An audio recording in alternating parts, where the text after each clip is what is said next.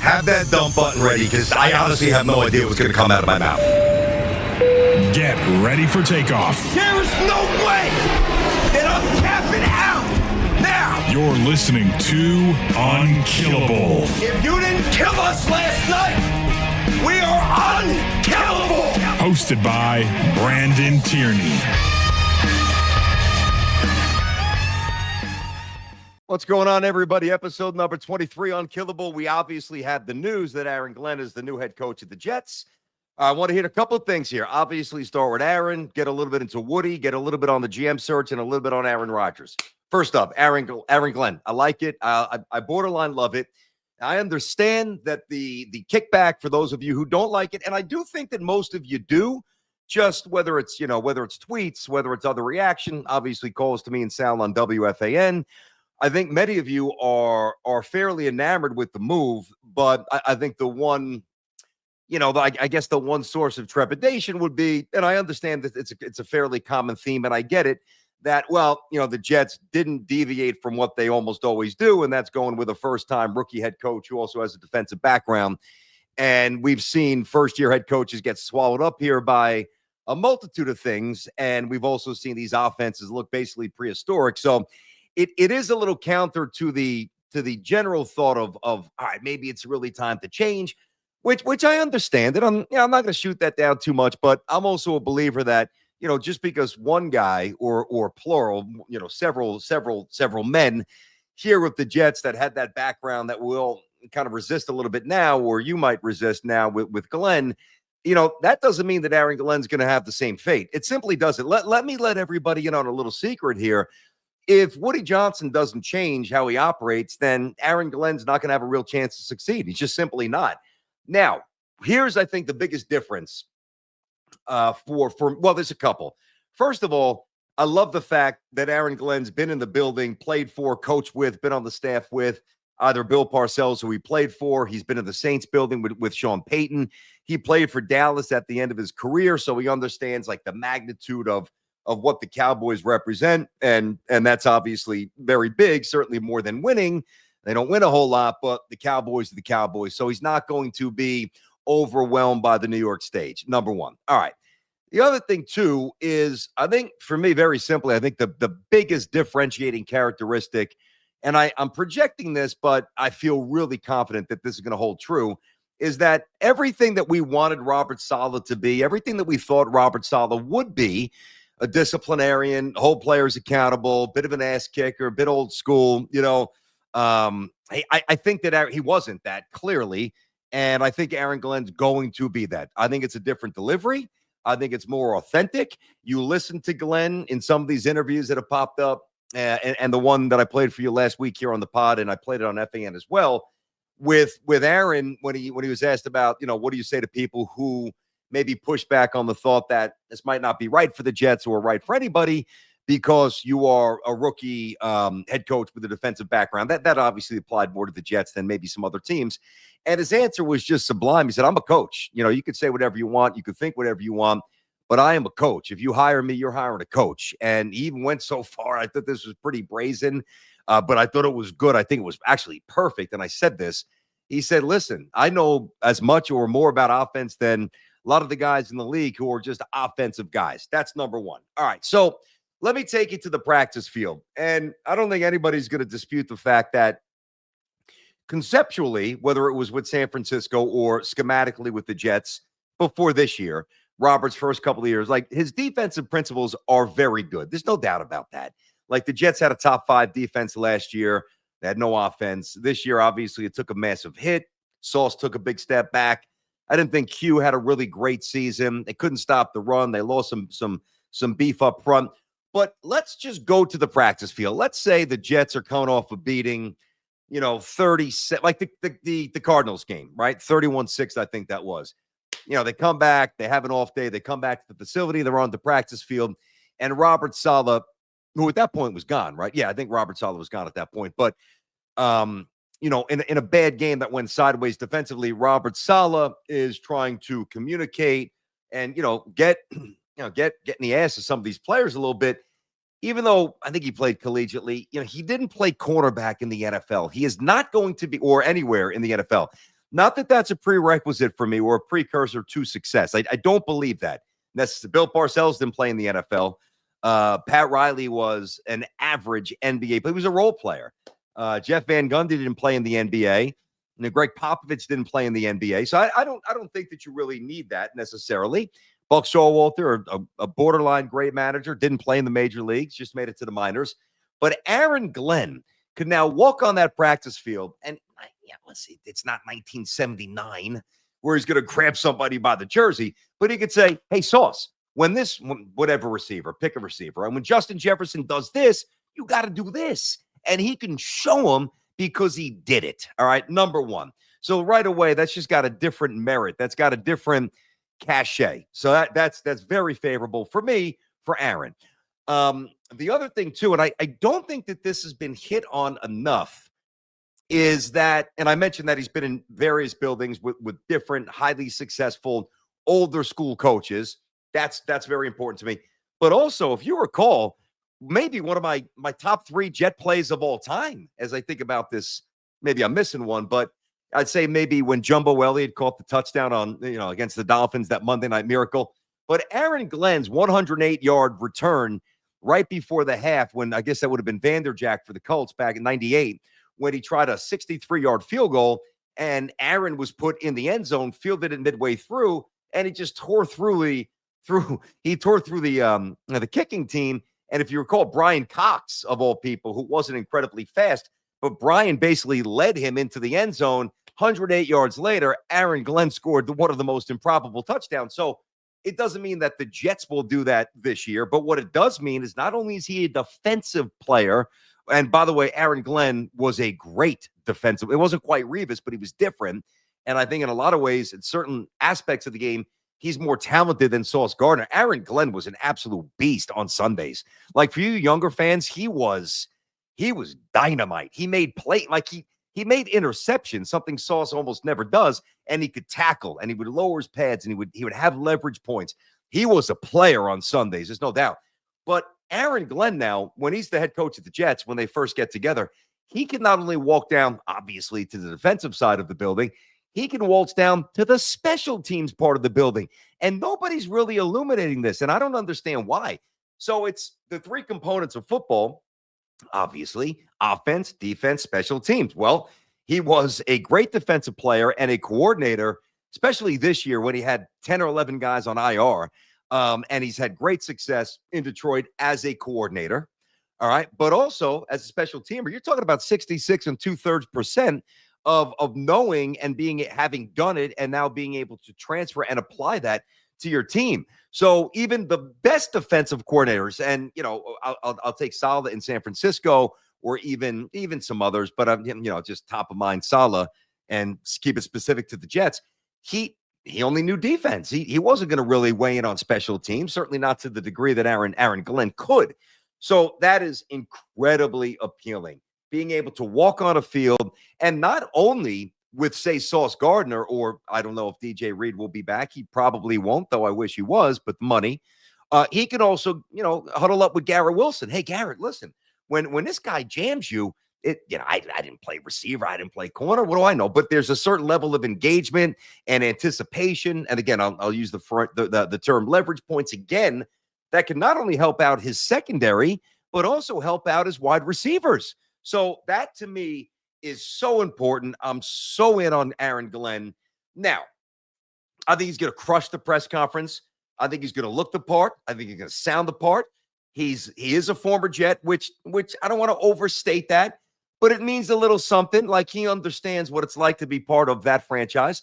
And before I get to Woody and then the GM search and Rodgers quickly here on the pod, the other thing that he lived it. He was on the worst Jets team of all time. You thought this year was bad, young fans. Go back to one of his first years. What was he? Was he drafted in 94? Yeah, I think he was a rookie, the fake spike game, which obviously he was the one who bit on the fake spike. But 1996, every butt of every joke, it starts with Rich Kotite. Doesn't start with the butt fumble. It doesn't start with the late hit from Gastineau on the Browns, when the Jets should have won that playoff game back in 86, when I think they started 10-1 and very well should have been to the Super Bowl that year. It started he lived through a 1-15 season. Oh yeah, by the way, the year before that, they were 3-13. So he lived through absolute trash. And, he lived through an owner, may rest in peace, but Leon Hess was not a good owner. He was a good guy. He was likable. He was highly successful in the oil field. And from a business perspective, he was not a good owner. He basically begged Bill Parcells to come save him. And he did. So he was part of that losing culture, but he was immediately part of, early in his career, one of the most stark turnarounds in NFL history, where Parcells' first year after the 1-win season, they go 9-7. All right. And then the next year, we all know, if you're old enough to have lived this and you know your Jets history, the Jets went 12-4. They won the division for the first time. They won a couple of playoff games. I was at the Jaguars game when Keyshawn went bonkers. He had he ran one in, he caught one. He had a pick at the end when Parcells put him back in the secondary and picked off Brunell. So he lived it. He lived it.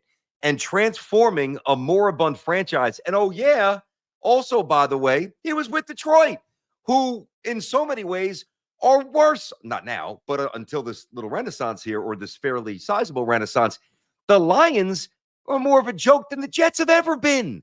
That's one thing about the Jets' history. And I understand those Super Bowl Namath and the curse and the deal with the devil and blah, blah, blah. Blair Thomas, butt fumble, everything else.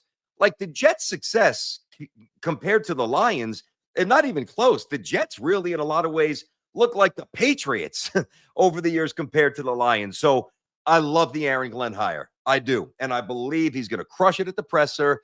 And what he's going to say is going to galvanize everybody. And unlike Saleh, who also had a good press conference and obviously looked the part because he's yoked, right?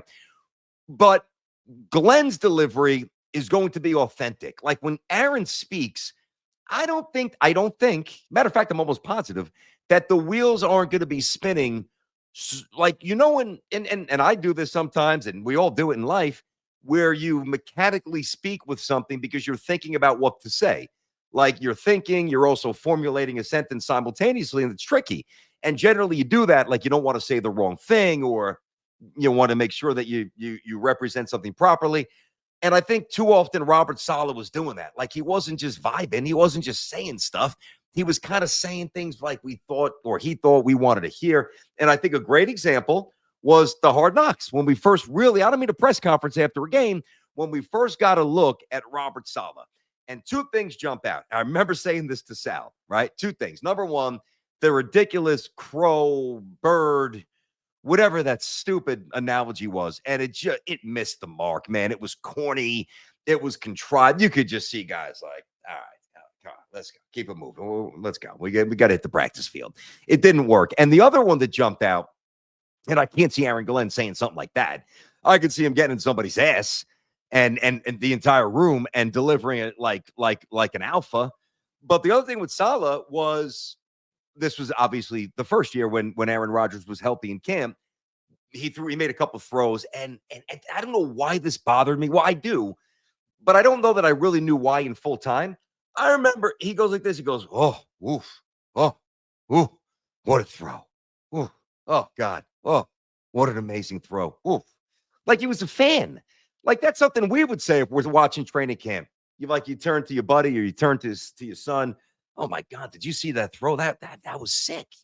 But for a head coach to be so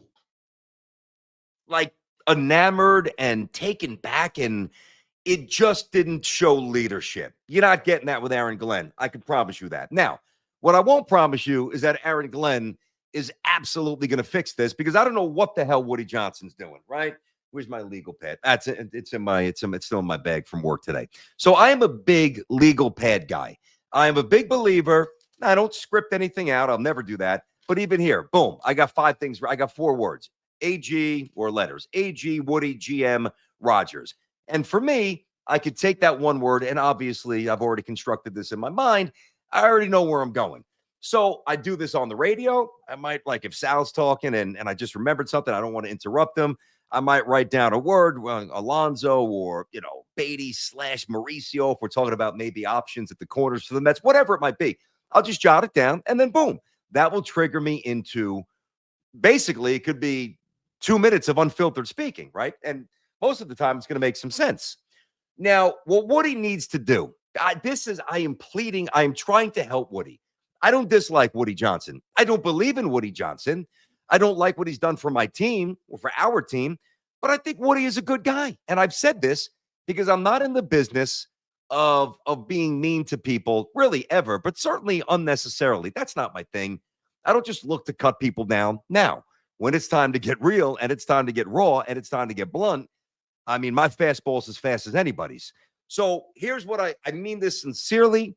I don't mean to sound like a prick when I say this. Woody, go get a legal pad, all right? Sit down at your $15,000 or $20,000 mahogany desk in your office with your $4,000 Italian suit and your $15,000 watch. I have a Cartier that my wife got me for my 40th. I don't know if he's a Cartier. I don't know if he's a Rolex. I don't know what watch he has, but I guarantee it's $25,000, $30,000, $40,000, $50,000. I can promise you that. Whatever pen you use, that's probably $1,000. Get it and get the legal pad and make a little column. Just like, hey, should I buy this house? Should I buy this home? Should I propose to this girl? Should I move here? Or should I buy this car? Here's the pluses and here's the minuses. Do it. All right.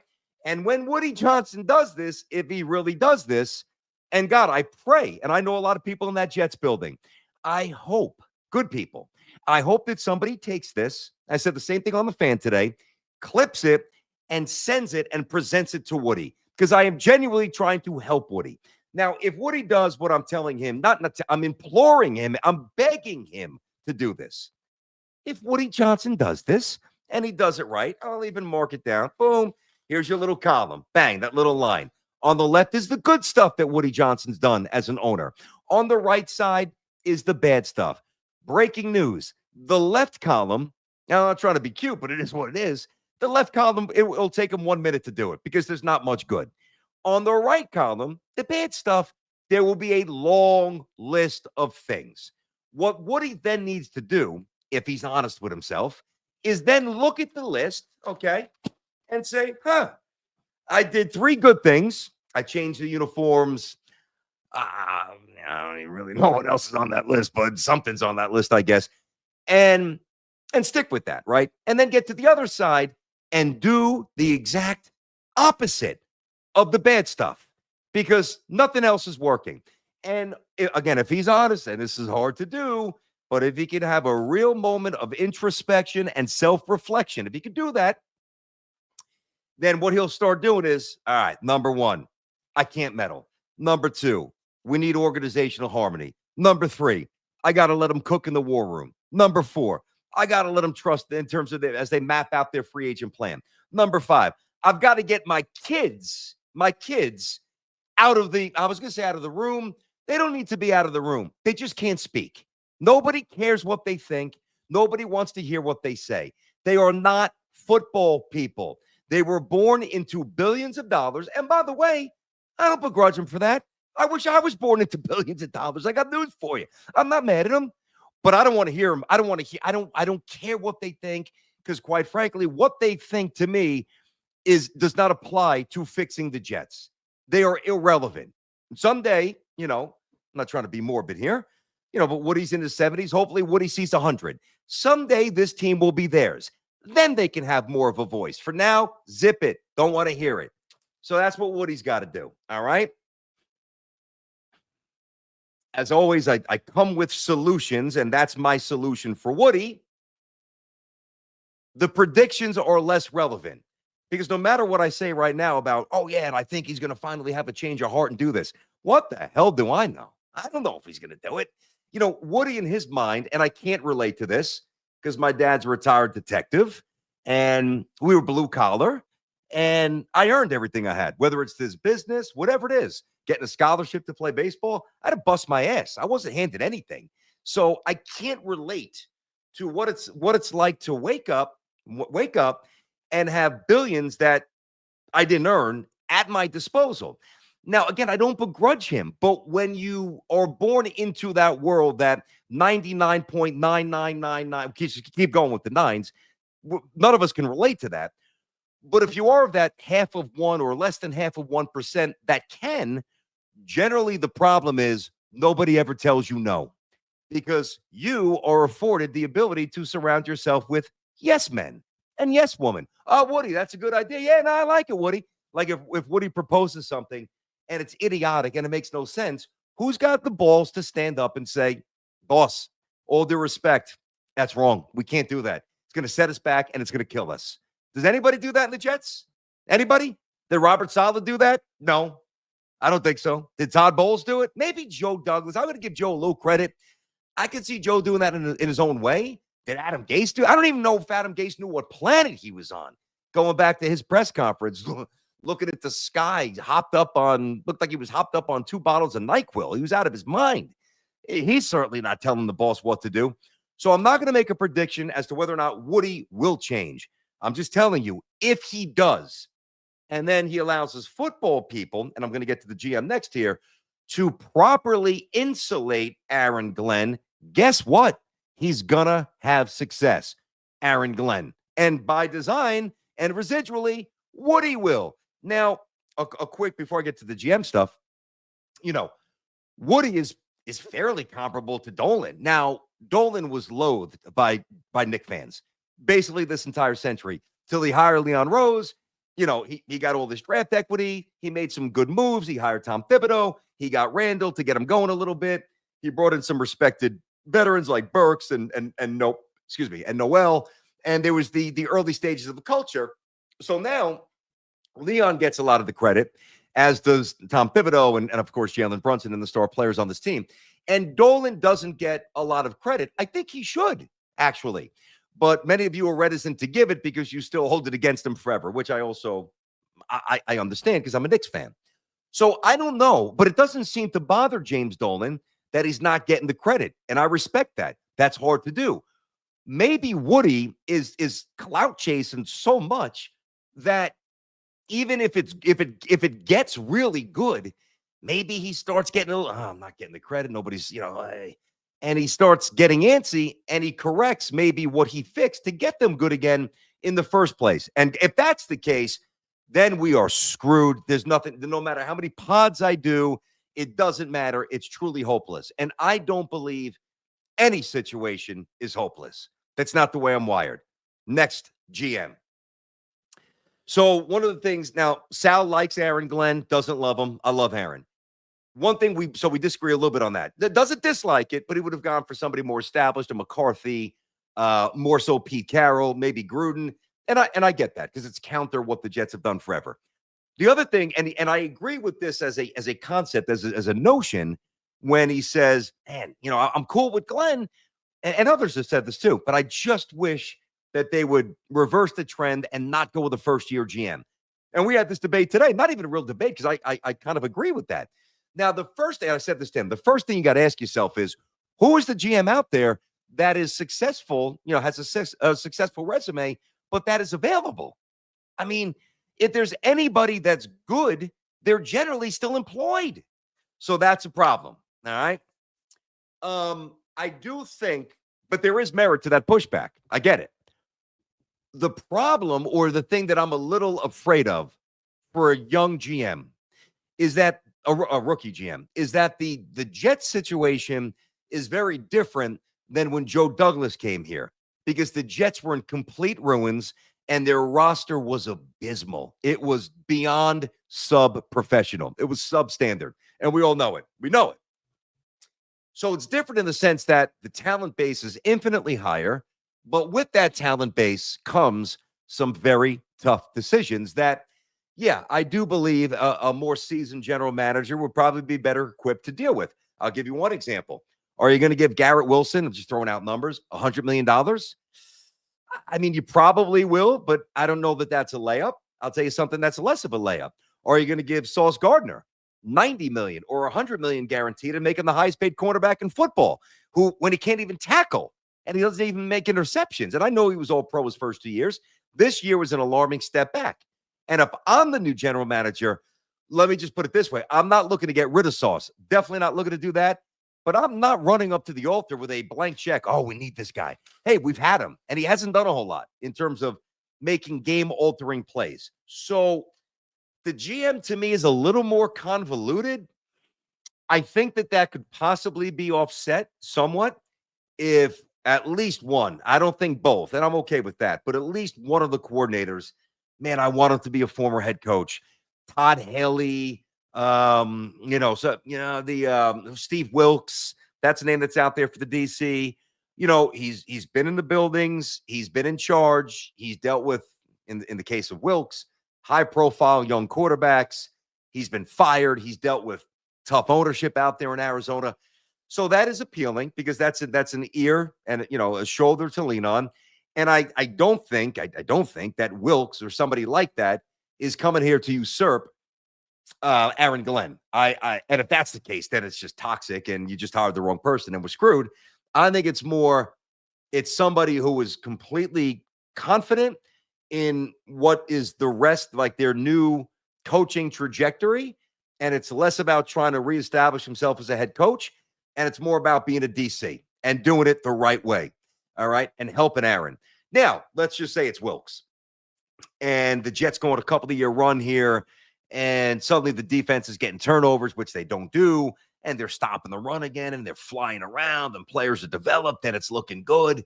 And the Jets are a playoff team for 2 out of 3 years, whatever it might be.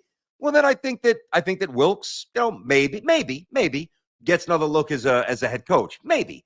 And I wouldn't begrudge him for keeping that in the back of his mind, but I don't think it will be the primary motivation. And to me, that's borderline paramount. Like that's the tough part here. And I think that Aaron is smart enough to know that. And I also think the resource of Bill Parcells, and I don't want to overstate this, Bill's not coming in with a whistle. Bill's not going to be on the sideline, so he's not going to say, "Hey, Aaron, fourth and 2 from your own 37, down 3 with a couple of timeouts and the 2-minute warning. Do you go for it? Do you punt?" Like that's eventually Aaron Glenn's going to have to figure that out, and he will because he's a football guy. That's not what Parcells is going to do. But what Parcells will be is, number one, a sage voice and an honest voice and an old school voice. But I think also, and this is not secondarily, this is kind of equal to just being that sage voice and a shoulder and a resource to tap into. I really think that Bill Parcells is going to help recruit and surround him with a rock star, reliable staff. I do. And I'll tell you another name that is going to be out there in training camp in all probability, not as an official coach. I think you're going to see Mike Westhoff back there. And Mike Westhoff could have been a head coach. Mike Westhoff is he might be the greatest special teams coach of all time. And if he's not one, he's 2 or 3, whatever. He's right there. Amazing. And I think that you see Westhoff on the practice field helping the special teams coach. Okay. I really do. And Mike Westhoff knows Aaron Glenn. He coached Aaron Glenn. So I think that you get that synergy. So I do think things will align more favorably. Now, the other thing, too, and I think that this gets overlooked. Then I'll get to Rodgers real quick. We'll wrap it up. I got to go coach basketball tonight. Undefeated so far, so got to keep the kids going.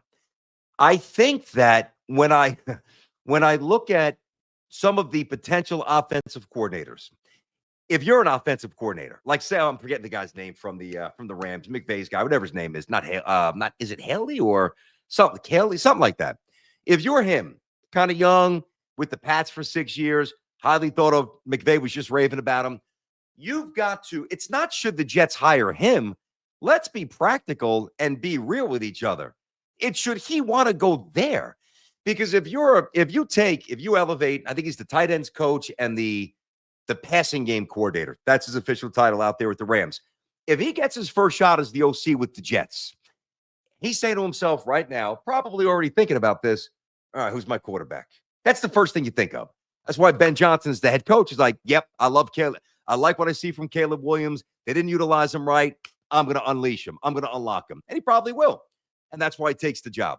But if you're the guy in L.A., you're like, do I want to coach Rodgers for a year? And if he does, just say if he does, he's like, yeah, I think Aaron can still play based on the film, whatever. And the Jets go 10-7. Maybe they make a wild card 9-8. Either way, they're going to be better next year because they're not going to make as many penalties and they'll be tougher, I think, with Aaron than with the the mess that was coaching him this year. But if you make the wrong decision early on as a coordinator, not everybody recovers. So if you don't want to coach Rodgers, and let's even say, and I do think he'll be back, and I'll get to Rodgers in a second, but just to cross this bridge and thread the needle a little bit more, he's sitting there saying, all right, the Jets, let's say the Jets get rid of Rodgers, or Rodgers wants to retire or go somewhere else. All right, he's out of the picture. And he's like, all right, the Jets have the 7th pick. Gave up some equity in the Rodgers trade, made a trade with the Raiders for Devontae Adams. All right, to get from 7 to 1 or 2 to take one of those quarterbacks, Sanders or Cam Ward, boy, that's moving mountains. That is tough to just. You're not going from 7 to 2. You just giving up too much. And the Jets aren't in a position to do that. So then he's going to say to himself, well, do I want to coach Tyrod Taylor? Do I want, no disrespect, I love Tyrod, but he's a backup. Do I want to coach, I don't know, Sam Darnold for $40 million if Sam even wanted to come back to the Jets? And why would he? Now, if I'm him, I wouldn't. I might look at the Giants. I ain't coming back to the Jets if I'm him. Do I want to coach Jameis Winston and watch him throw 5 pick sixes this year? Do I want to coach Justin Fields? I mean, maybe he does. And I think Fields is an okay option of all the names I gave you. So I say this because, we're wrapped up in our little green Jets bubble. But once you leave the Jets bubble, you've got to be honest with yourself and say, why would these men want to come here? And then this wraps it up with the GM discussion. If you're getting your first shot as a general manager, do you really want to connect yourself to Woody Johnson? I don't know anybody that wants to. Let me just get that out of the way. Maybe you do it because you like the talent. You believe in Aaron Glenn, and those are all viable things. I think they're probably both very true. You think Rodgers could still play? But nobody's coming here, to play for or to coach or run a team because Woody, the allure of Woody Johnson. If anything, it's a massive detriment. So that's the problem. I know it's easy to say, I'll go get a general manager that's done it before and was good, but I get that. Find me the guy. If the guy did it before and he's good, guess what? He's not unemployed. All right. Finally, Rodgers. So I'm not going to waste time on whether or not I think he could still play because you know where I stand. And if you missed it very briefly, I do. I want to run it back with Rodgers. Now, I don't want to run it back with Rodgers to a point where if Aaron Glenn protests that, and I'm sure it's already been discussed and decided, even though we don't know yet, I think he wants to coach Rodgers. And I'll tell you why in a minute. I believe that Rodgers will be back. Now, let me look at Rodgers, not from the prism of can he still play? How much is left? Is he a detriment to the team? Which, by the way, is a joke. I think that the Aaron Rodgers, this I will elaborate on for a moment. I think the Aaron Rodgers narrative is just honestly a bunch of bullshit. It really is. It's people who don't like Aaron Rodgers for a multitude of reasons, some political, some other, whatever. You can flush that out. And others who just don't think he could play, which I respect more than some other stuff, right? But it has been so blurred and skewed. It's not even close to being true. Do you think that Aaron Rodgers is lazy? Do you think that Aaron Rodgers is sitting in a meeting like this? All right, we're done. Let's go. Come on. I got to go play golf. Enough. Let's go. Do you think that Aaron Rodgers is pulling a Johnny Manziel? Oh, yeah, guys, I'm in the playbook. And he's not. I mean, remember when Manziel did that on the plane? He lied? No. He's all football. Went during the football season. Out of the season, he's a man of eclectic interests. He's a deep thinker. That turns some people off. Not me. I find it interesting. I don't think Aaron Rodgers is a problem at all. Now, I don't think that Aaron Rodgers respected Robert Saleh. And I think he may have liked him. I think he thought he was a good guy. I don't think he respected his ability to run a team because Aaron Rodgers is sitting there saying, like, why are we committing 11 penalties a game? Coach these guys up. Call them out. Hold them accountable. And one of two things happened. Either Saleh tried to hold him accountable and he's just not good at it. Hence, he's no longer here. And I don't think he even tried to do it the right way. Or he just didn't know how to do it. And guys ran roughshod and stopped paying attention to details. It's not Rodgers. Aaron Rodgers is an elevator. That's the bottom line. He is. Now, it takes Superman to elevate this sad sack mess. And he tried. And his Achilles burst, ruptured, rolled up like a lampshade. The man willed himself back, rehabbed 5 hours a day, Whether or not you think it was a pipe dream that he was going to come back last year at the end of the year if they had a chance to make the playoffs, that's almost immaterial. That guy could have went to Malibu, all right, got a tan, lived a single life, and you know what I mean, all right? And, taking his ayahuasca, his gummies, whatever else he's doing, and said, I got my $40 million, whatever, I'll be back when I'm back. No, the guy was on the field throwing spirals, basically on crutches, because he was trying to be present for his team. And how people don't respect that, I just don't get. I don't respect that. That's why I think it's been hijacked. Now, here's why Aaron Glenn would be foolish not to want to coach Rodgers this year.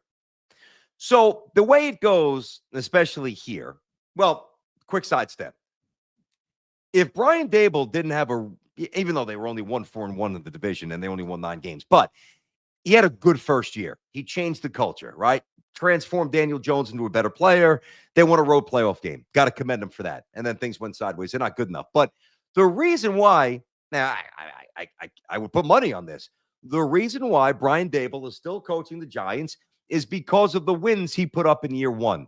So if Aaron Glenn does not want Aaron Rodgers, be prepared to go 4-13 next season. And that's fine if you find a young quarterback that you develop and very early show signs like that's the guy. That's the dude that's going to save us. That's not going to happen in the draft. I really don't think. I don't. I'm not saying you can't get like Dart or one of those guys, maybe like the Ravens did with Lamar, kind of scoot back into the end of the first round and get him 32nd or 31st. So you have that 5th-year option and he watches and he flashes in camp and everyone's like, oh, this guy, we got the right guy. We drafted the right guy.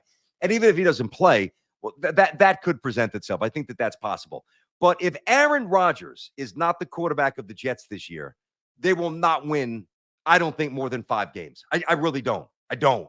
So why would Aaron Glenn want to saddle himself with that kind of a resume to start? Like that first bullet point, year 1, 4-13, year 2, 5-12, averaging 17.6 points per game, 28th in the NFL, 29th in third down efficiency, 30th in QBR, basically Zach Wilson.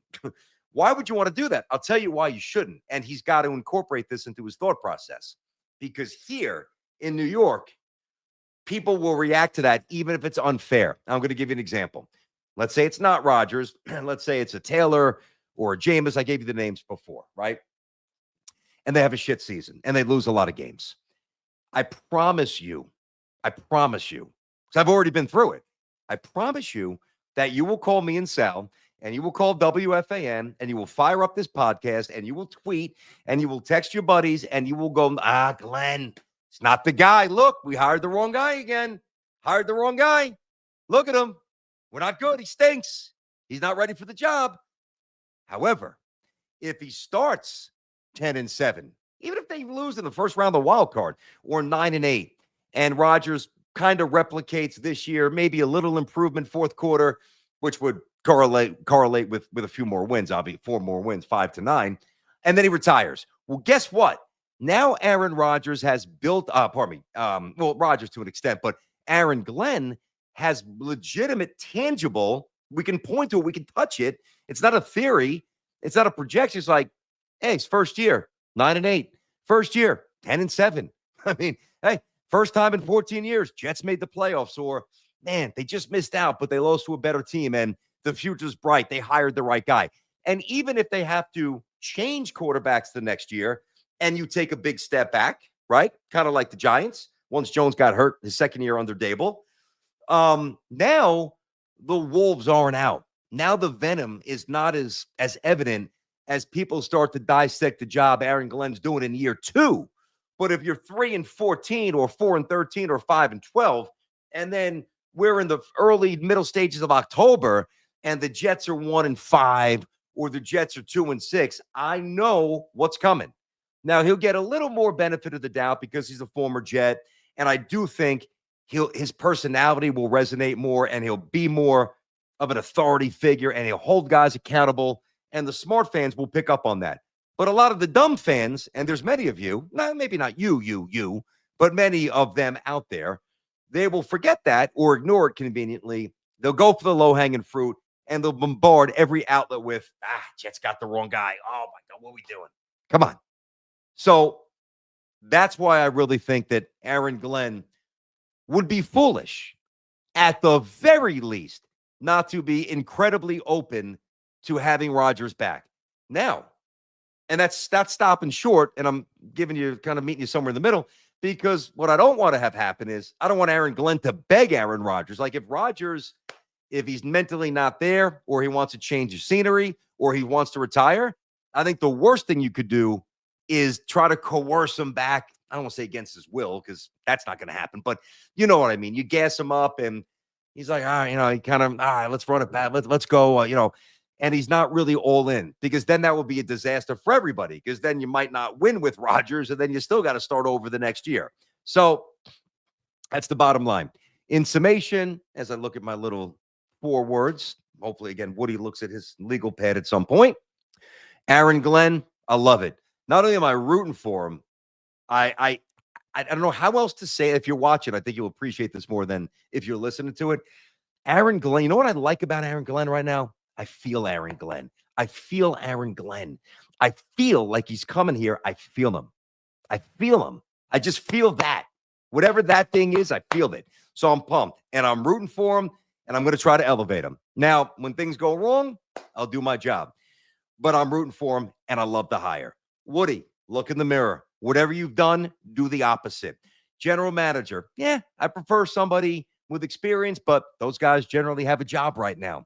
And then, of course, the Rodgers stuff, and why I think Aaron Glenn should want him back. And I actually really do think, unless he retires, that Rodgers will be back. So there's a lot there. Hopefully you guys enjoy. Ed, did you want to jump in, bud? What'd you think about the pod? Hey, I thought it was good. Solid. Yeah. Money.